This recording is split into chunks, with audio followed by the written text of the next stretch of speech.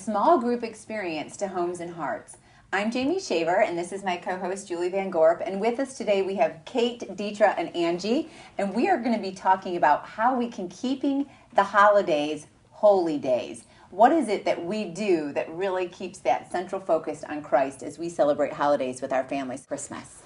And, you know, what do you guys think about how you can create and make that more about Christ than it is about Santa Claus? Well, we don't talk about Santa Claus a lot. Good question. I was going to say, do you even bring Santa Claus into the equation? We just don't really talk about him a whole lot. I mean, my kids, they did kind of believe my husband at that point had wanted to do a little bit, but I just never talked about him. They'd say, ask a question about Santa. Can Santa come down the chimney? I don't know about Santa, but I can tell you about Jesus. So I really poo-pooed on him. I don't know if that's probably a good word to use, but so it's a lot about Jesus. And we read the Christmas story, Christmas Eve. But I even find fictional books that take us to the cross. And there's one called Jotham's Journey by Arnold, it's a Jewish name, Utreed or Treetide or... We'll make sure to get it for the website. Yeah. But it's a beautiful book taken back in the biblical times. And this boy is on this journey. He had disobeyed his parents. Long story short, he goes through all these trials and tribulations, but ends up at the manger at the end of the story. And it's a beautiful story, but it focuses the kids back on that time and back on Jesus' birth. And have you always done that, Kate, for your kids? And what are the age ranges of your children? 14 to 3. It's not really for a 3-year-old. It's more for the elementary, middle school years. But there's a trilogy. There's 3 of them. And there's even an Easter one. And I can't remember the name of that one as well right now. But beautiful books. So again, it just keeps that focus, on the true meaning of Christmas. And serving. That's another great thing. Serving, finding opportunities to serve in the community. So it's not all about you at that time. Does your family do that, or do you do that in conjunction with your church or any other group? Within our church, we do Operation Christmas Child, which is a wonderful program. So that's great. And each of my kids do a shoebox. But we also make gingerbread houses and take them to a nursing home. Okay. So it's just not all about us. It's so easy at Christmas for kids to get focused on themselves. And I want this gift, and here's my Christmas list. I have one who wrote his list out and has it prices and has the total figured out. and it's just he's going to be an accountant. Yeah. Hey, I mean, I have been known to send links before. That's not the end of the world. What about you? How do you keep Christ as the center of Christmas? We've intentionally kept Santa Claus out of Christmas. They certainly knew about Santa Claus, just as if they know about Big Bird or Dora or somebody else, just as a fun fictional character. But we've never, we have intentionally made sure that they didn't think that he was a real... Why did you do that? A real character. Oh, there are so many reasons. We think it's really hard to compete with Santa Claus, and we didn't want Jesus to compete with Santa Claus. Especially for a young child, it's so much more exciting to have the man that lives with elves and hands out candy and presents. That's so much more fun to hear about than a baby was born in a manger. So we didn't want that competition there. And, you could get really deep into the Santa Claus reasons, but for our family, that's what we decided to do. I had not been raised believing in Santa Claus, and my Christmases were always wonderful, so I didn't have that fear. I hear a lot of people, parents, discuss a fear of, but I don't want to ruin that for them. I don't want to ruin their holidays. They love, well, I never believed in Santa Claus, and Christmas was fantastic. It was my favorite holiday, so I didn't have that fear. It's actually a big letdown when you find out he's not real, because I did believe in him as a kid, and I was so disappointed. So it is And again, that's something, each family is going to have to decide on their own. That's something you would ever hear my husband preach from the pulpit, that you should not be teaching your family about Santa Claus. That has to come from an individual perspective. But I do think it's important to realize, and I think about how just the enemy wants to come in and rob and steal and kill. And when we look and say, isn't it interesting that the two most, what I would say, important as far as the life of Jesus, Christian holidays, Christmas and Easter, both have these fictional attachments. And how, I just wonder, how simple is it then for a child who realizes that the Easter Bunny and Santa Claus aren't real, how much easier it is to also, do they lump Jesus into that whole not real thing? And so... Well, we also didn't want our children to say, if you lied to me about Santa Claus, what else have you lied to me about? So and we I had think many that's reasons. That's a real... people might, poo-poo that idea, Angie, but I do think that, again, the subliminal message, if they find out their parents were lying about that, and then they are asking them about other things, and especially when the two are really linked together in association, it's a natural progression. Do you ever run into that, Detra? Are you aware of anything along that lines? Yeah, I grew up believing in Santa Claus, and my parents, they would, we would come down the stairs and the presents were there because Santa. And after I had my children, I did that too. I did have to admit, there was Santa Claus, and my father told me, he said, "Well, that's before we got saved. We should have told you." I was like, "Well, see, now look what you're doing." But I do agree with everyone. I think it's important to keep Jesus. Well, I know that my son just came to me, and he's our youngest, so he was the last to know, because we did do the Santa thing, and he came to me and said, "Mom, is Santa Claus really real?" And I knew my husband was just not going to want it to end that soon. He has fun, letting the Santa thing go in the house, and I said, "Well, what do you think? What do you think about that?" And he said, "Well, I've been thinking about it, and it just seems weird. I don't believe that he could make all those toys and deliver." And I said, "Do you really want to know the truth?" And he said, "Yes. Mom's always going to tell you the truth. Yes, you're right. He's not real." And he's like, "I knew it. I knew it." But it was definitely, I feel like, I wish I had known sooner what I realize now. Because again, when we started all those traditions, I wasn't saved either. And it wasn't a big deal. But looking now and going, I definitely never want my kids to ever think of me as a liar, or that I would intentionally do it just because it's so cute when they believe. Yeah, I told my kids the same thing. The first time they asked, I don't care if they're 3 or 4, I say, Yes. "Is Santa real?" "No."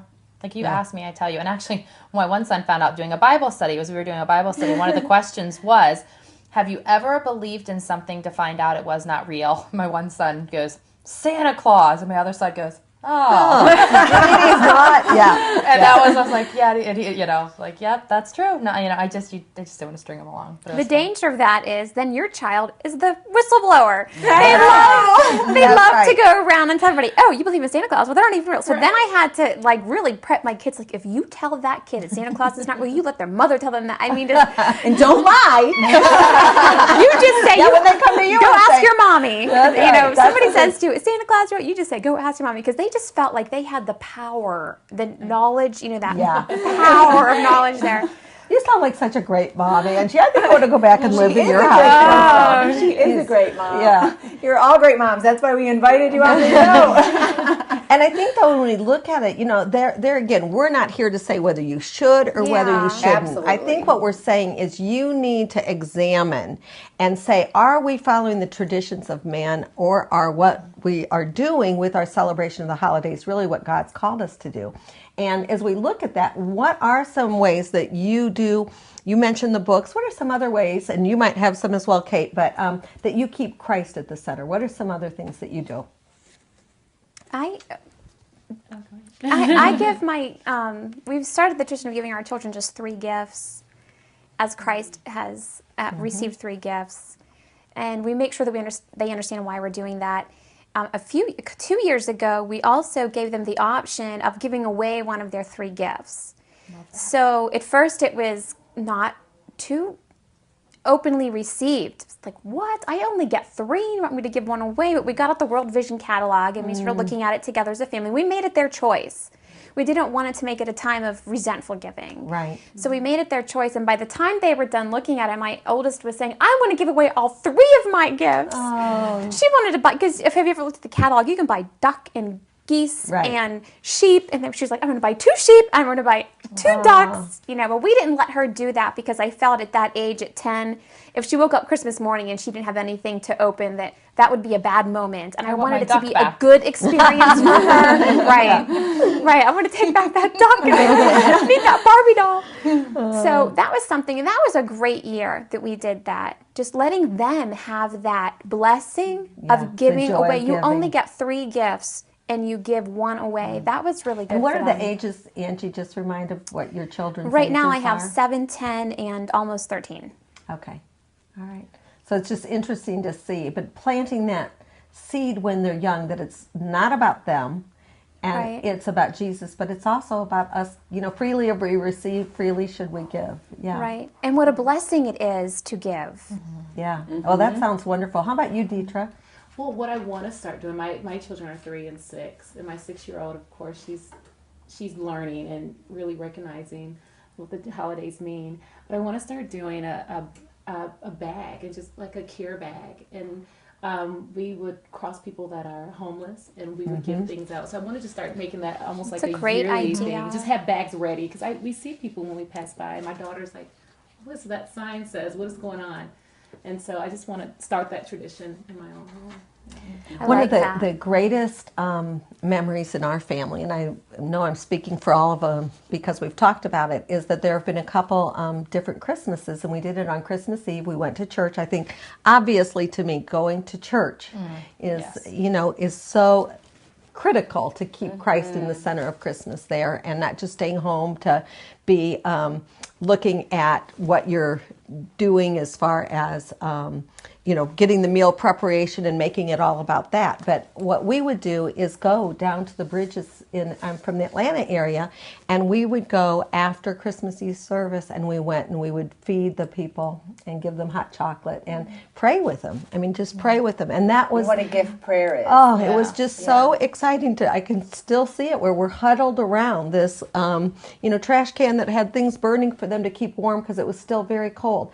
And for all of us to understand. But we've worked with packing food for homeless shelters. We've adopted families before. Samaritan's Purse obviously is another great way for us to really be I enjoy just keeping getting that Bible focus. out and reading the Christmas story Yes. straight out of God's Word, and creating a tradition around that can be such a beautiful thing. Right. Before we open presents, we do that. Yeah.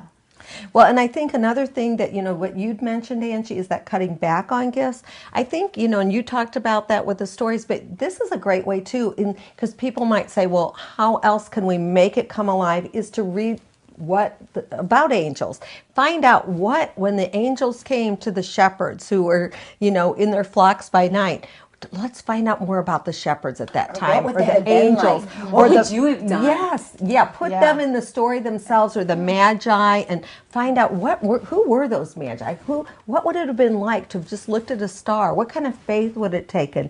And doing a Christmas play can also be an important We thing. do that at our church. I was going to mention that one. Mm-hmm. Yeah, A godly Christmas play. Yeah, and with your size family or mine, Kate, you could even sometimes do it where it's you and a couple families. If your church doesn't do it, where you just come, anything to make it more real to the kids, I think, and keep the focus off of the materialism that's there.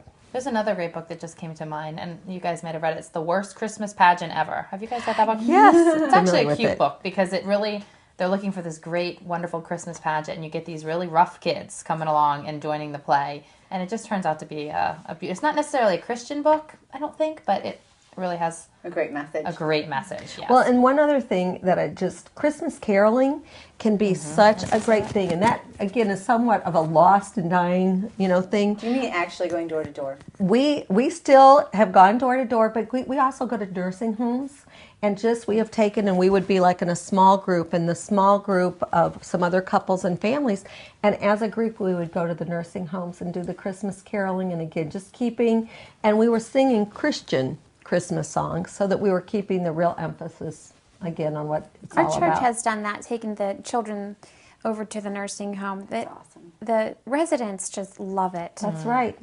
And a lot of times, again, a lot of children don't necessarily have their family members, extended ones, living, and it's a way to reach out to other people there. Right, and So- I have to say my kids were a little frightened because there's different smells there, and there's different noises of the machines, and the people they look different than what they're used to seeing people who are up and around. They're not used to seeing, so they were afraid, but it was good to let them know this is an important part of our community and our society, and we're told by God to take care of these people. So if we can bring a little bit of joy in their life, and you get up there and just sing for them, it brings so much joy to them, and then afterwards they were able to say, And it's Mommy, really they were a smiling. sacrifice. We're asking our kids to think of someone else other than themselves, and that sacrifice. And Thank you for joining us on True View, where we challenge and equip women to live authentic Christian lives. we encourage you to check in with us on our Facebook page as well as our website. I'm Jamie. And I'm Julie. And together we're committed to truth.